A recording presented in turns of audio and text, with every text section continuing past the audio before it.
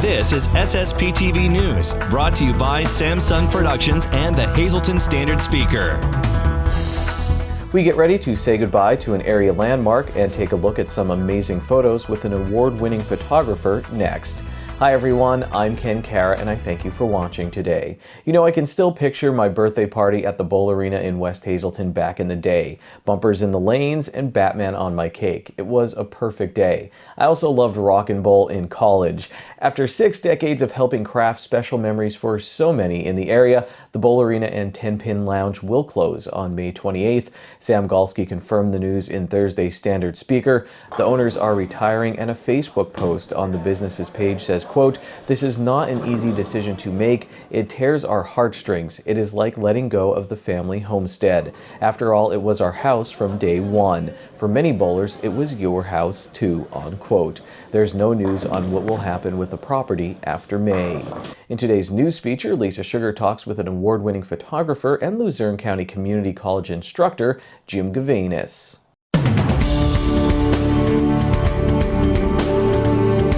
Tell us a little bit about your life in photography, where it has led you to. A lot of places. There's not many things that I really have said no to. And because of the type of work that I do, I'm really drawn to struggle and people. I also look for the hope, the silver lining, whether it be working on projects with the terminally ill or poverty or civil rights. And because of that, I've gone many places. I've spent a couple summers traveling with a carnival. I've made photos and did a documentary on rodeo life. So I've got to experience many things. And then again, some really major projects like focusing on the civil rights movement and working particularly in Selma, but throughout the South. That's how our paths crossed, because doing an interview with you recently for Black History Month and Selma. So now you told me you've also been involved with the music industry. So what has that been like? And actually, I was still in photography school when I had my first opportunity to photograph some bands, and it kind of clicked. I really enjoyed it. I enjoyed the creative aspects of it, and I kind of fit in with the crew. So it kind of grew and grew, and it allowed me to photograph for many different publications and to travel to different festivals and different arenas. I think I've photographed now over 50 Hall of Fame musicians. I had my work on the Grammy Awards. So when I was doing these other projects that were maybe a bit heavy, things that I had to take home, think about, and visualize, the music was a little bit of an escape for me as well, and certainly something that I've always enjoyed and continue to do. Is there any one event or project that you worked on that is extremely memorable or special to you? There are so many. One of the early projects that I did happened to deal with the terminally ill, and it happened to be right after my father had passed away from cancer. And so that certainly was very meaningful to me to be able to share that experience with others.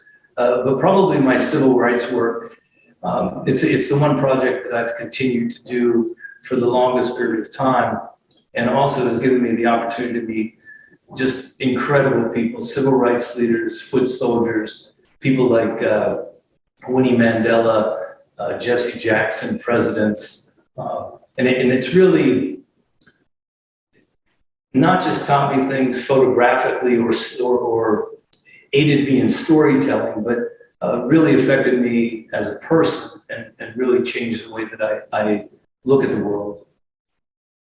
And with that being said, what do you like then to pass on to your students? Because they're very lucky to have you as an instructor with the experience and the travels that you've had. What's your message to them? What kind of photographer are you telling them to be? I tell them all the time they don't need to be like me. They don't need to follow the same path. In some ways, what I do is very difficult. You know, the things that I see and also trying to make a connection and a trust and get myself into people's lives that really are opening up and showing themselves maybe at their darkest time. So what I do is a little bit different than most. So I basically tell them, you just need to follow your passion. There's a lot of different areas of photography that we can go into that you can really be happy in, whether it's portrait or wedding, commercial work, working as a journalist.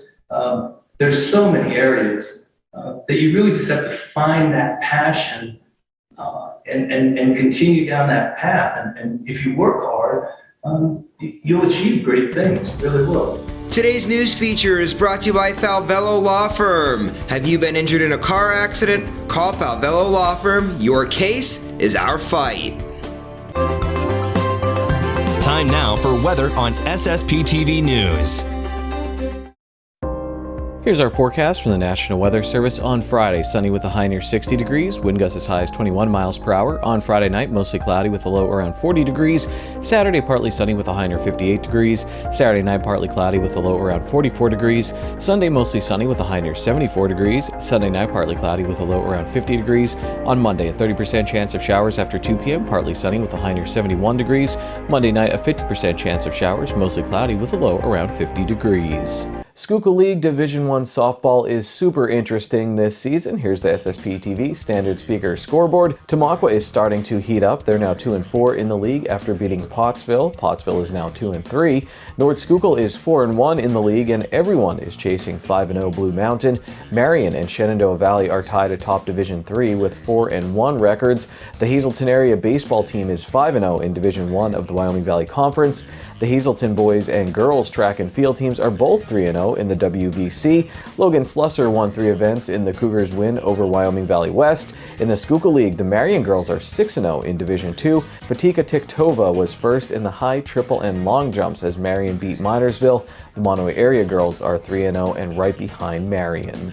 Coming up next, information on an interesting kitchen incubator program in Hazleton. And later in sports, chiropractor Dr. Dan Gavio describes his experience at the Arnold Strongman Classic World Championships, where he finished 8th in his division. The Luzerne County Child Advocacy Center will have their Moonlight Masquerade Gala on Saturday, April 23rd from 6 to 11 p.m. at Mohegan Sun Pocono. For more information, you can visit LuzerneCAC.org. And that's today's Talk of the Town. SSPTV News would like to send sincere condolences to the family and friends of these recently departed. Anthony L. Tony Cerrito Jr., age 88 of Hazleton. Mass will be held on Monday at 10:30 a.m. at Holy Rosary Roman Catholic Church. Friends may call Monday from 9 to 10:30 a.m. at the church. The Figaro Funeral Home is in charge of arrangements.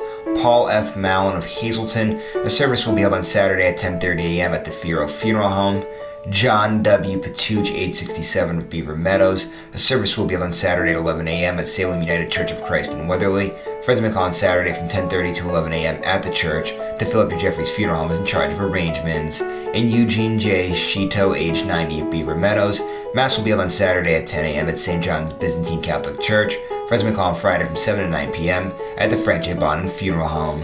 Tonight's obituaries are being brought to you in part by Harmon Funeral Homes and Crematory, with 2 locations in Rockland and in Drums, 570-384-3312 or 570-788-0977, and go to harmonfuneral.com.